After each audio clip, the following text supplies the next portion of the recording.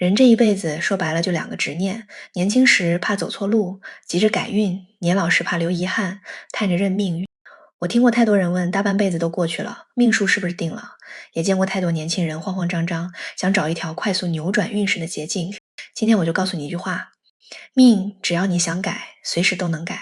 关键不在别处，就看你有没有这个决心，有没有这份魄力。道家讲夺天地造化，佛法讲放下屠刀立地成佛，那都是一瞬间的事儿。甚至就是你起心动念的一刹那，天地间的契机就跟着你转了。所以咱们今天就来聊聊，怎么用一天的时间，把你大半辈子结下的业力网撕开一条口子，彻底扭转你的命盘。不过在教大家怎么拨动契机之前，我得先给诸位把把脉。咱们关起门来说句实在话，你别管你在外面多风光或者多会诉苦，你扪心自问，你对你现在每天过的日子是真的知足了，还是在假装知足？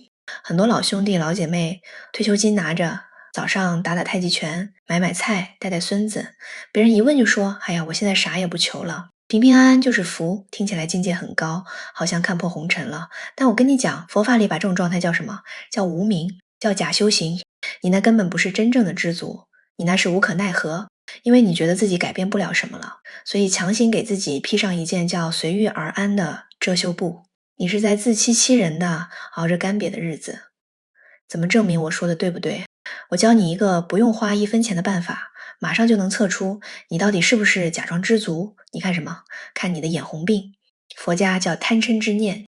你仔细回想一下，就在这半年里，你的老同学、老邻居或者亲戚里的某个人突然发了大财，或者他家那个本来不怎样的儿子突然当了大官，过得比你体面10倍100倍。当听到这个消息的时候，你身体是什么反应？你表面上肯定笑着说恭喜恭喜，真有福气。可是你摸着良心说，就在那个当下，你的心跳是不是稍微乱了半拍？你的心里是不是突然泛起了一阵酸水？哪怕只有一丝丝，凭什么他运气这么好？他赚这钱肯定不干净，这些念头是不是闪过了？我告诉你，只要这股酸水一冒出来，只要这世上还有一户人家的日子能让你心里觉得意难平，就说明你对你现在的日子100%是假装满意的。别小看这一丝酸水，在老祖宗的风水学里，这就是最败家的煞气。你心里一泛酸，五脏六腑的气机就郁结了，你连别人的福报都见不得，天底下的好运气怎么可能流到你家里来？很多人就是这样，一边骗自己说挺满意，一边心里暗暗较劲。到了初一，跑到菩萨面前磕头，发誓今年一定要改脾气，一定要发财，一定要把身体弄好。结果到了年尾一看，脾气还是那么臭，日子还是那么紧巴。为什么？因为你不敢面对自己心里那个大窟窿，你连自己极其不满意现状这个真面目都不敢承认。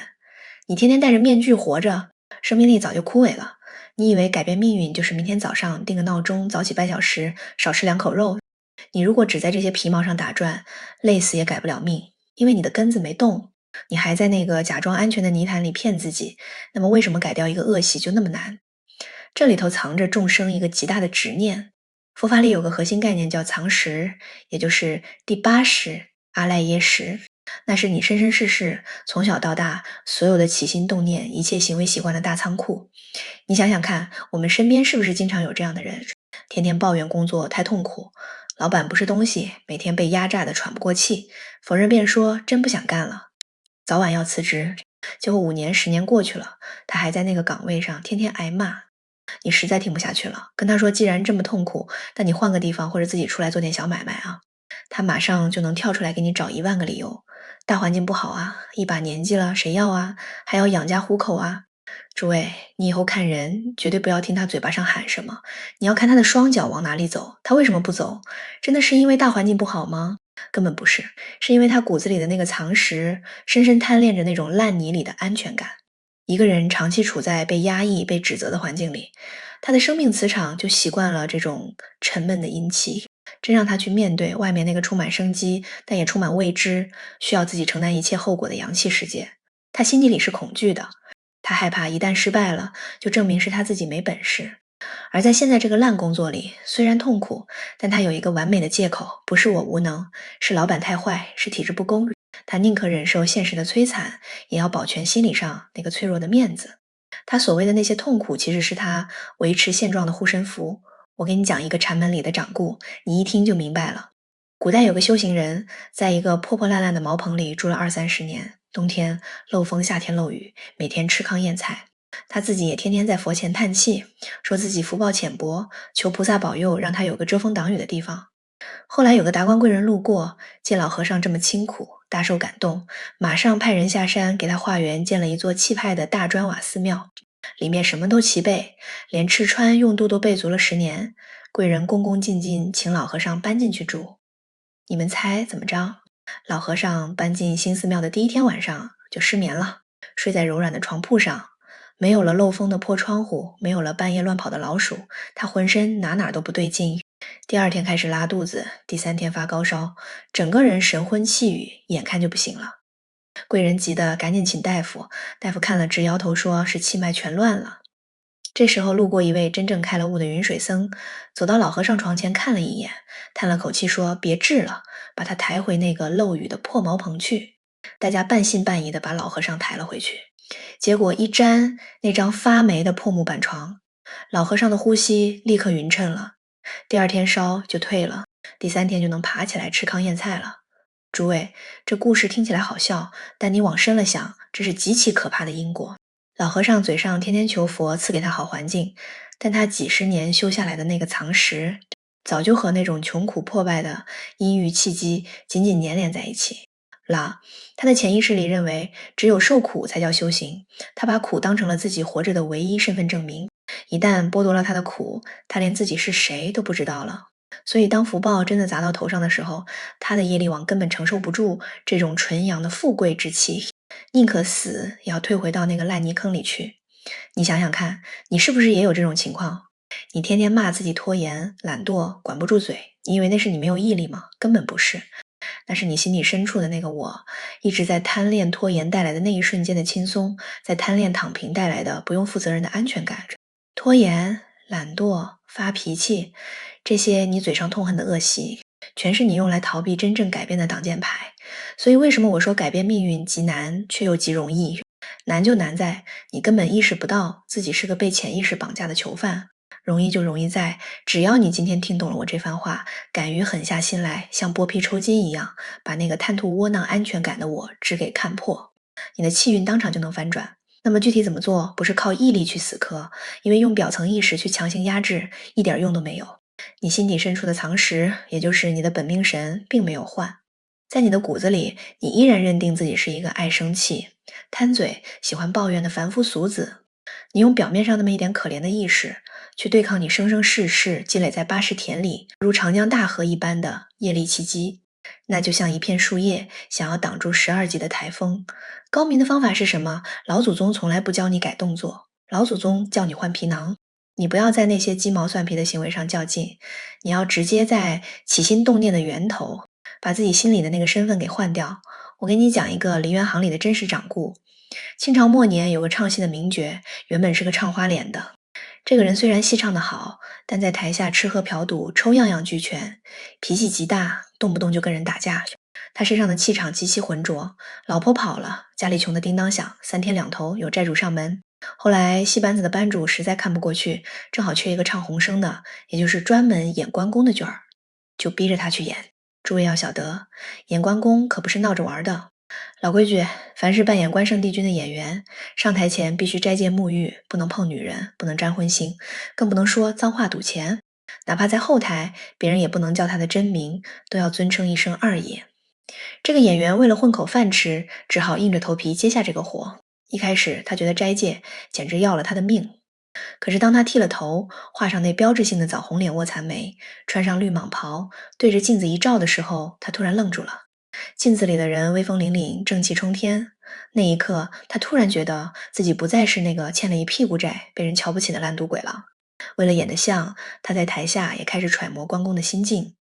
关公会去赌场跟那群流氓大呼小叫吗？绝不会。关公会对弱小发脾气吗？绝不会。他每天强迫自己沉浸在关于那种富贵不能淫、贫贱不能移、威武不能屈的忠义气节里。结果奇迹发生了。戏演了大半年，这个演员在台下也像变了个人。别人叫他去赌钱，他心里竟然生出一股极其强烈的厌恶感。关云长怎么能进那种肮脏的地方？他彻底戒了赌，走在街上，他不自觉地挺直了腰板，眼神变得极具威严。有一次，几个街头的小混混想来找戏班子的麻烦，他往那里一站，什么话都没说。那股浩然正气硬，是把几个混混吓得连连后退。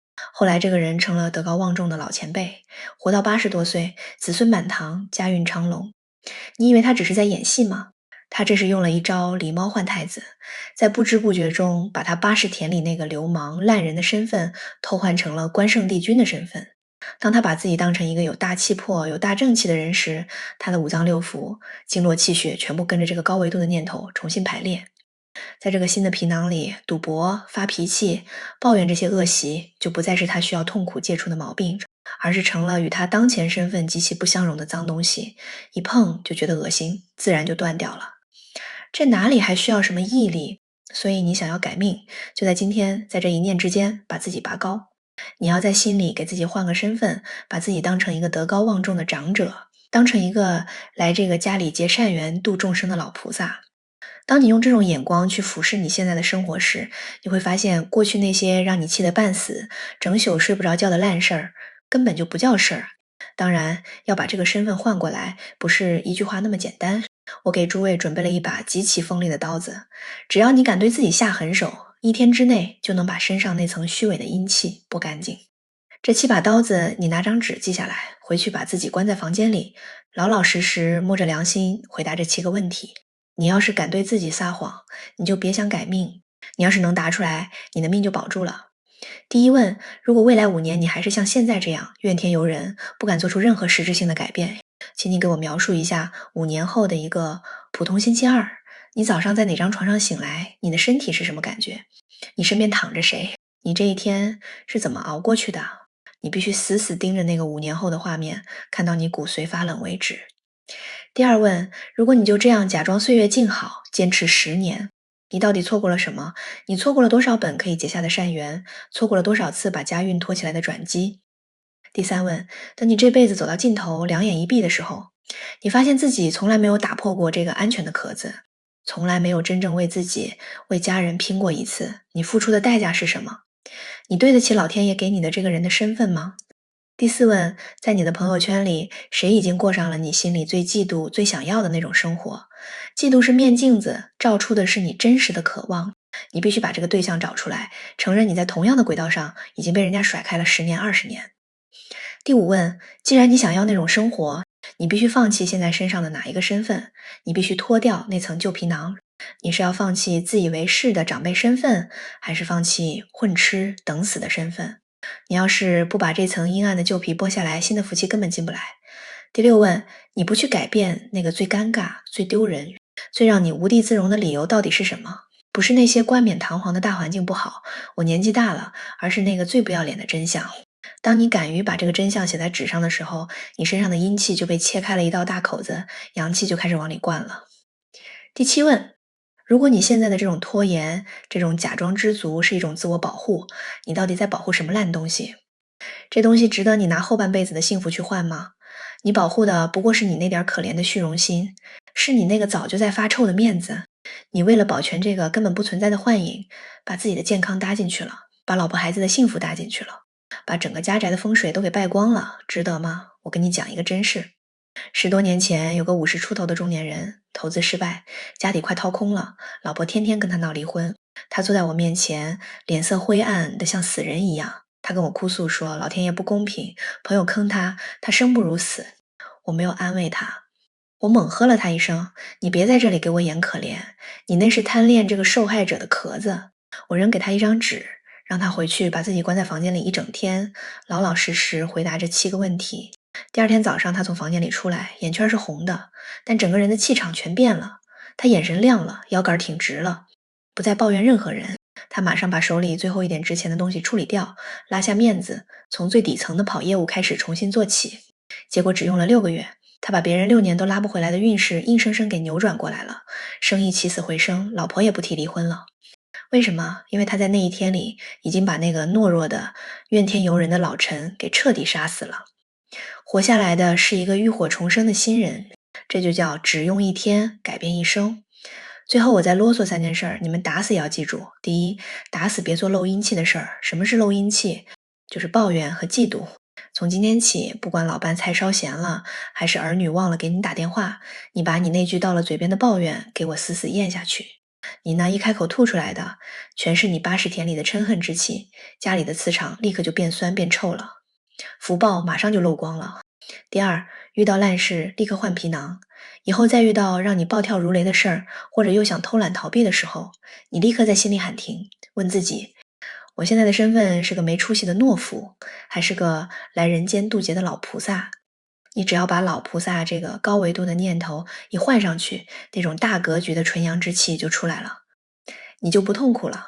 第三，这7个问题每年拿出来问自己一次，觉得日子熬不住了，觉得不甘心了，就用这7把刀子给自己刮刮骨头，去毒，把那个贪恋安全感、贪恋受害者身份的壳子一刀一刀剔干净。如果你觉得今天这番话对你有帮助，把你心里的疙瘩解开了，请你动动手指给我点个赞，点个关注。你们的每一次点赞，每一次转发都不是为了我，而是你们在为自己和家人积福。同时，我希望大家在评论区里留下你们的善言。文字是有力量的，念头是有能量的。咱们千万人的善念在这一刻汇聚在一起，这个清净慈悲的能量场威力不可思议。你可以留下愿家宅平安，阴霾尽散，或者写一句愿诸恶莫作，众善奉行，早日脱胎换骨。当你怀着赤诚的心写下这句善言的时候，这一念善因就已经种在天地间了，它必定会化作吉祥的紫气，回向到你自己和你的家人身上。人生难得，今天有缘聚在这里，把改命的理说透了，这就是大福报。好好回去照着做，把你身上的阴气除尽，把那个高维度的皮囊穿上。祝愿诸位老兄弟老姐妹都能拨开世俗的迷雾，脱胎换骨，家业兴旺，晚年祥和。去留言吧，去结这个善缘吧，咱们把这份浩荡的福气传得越远越好。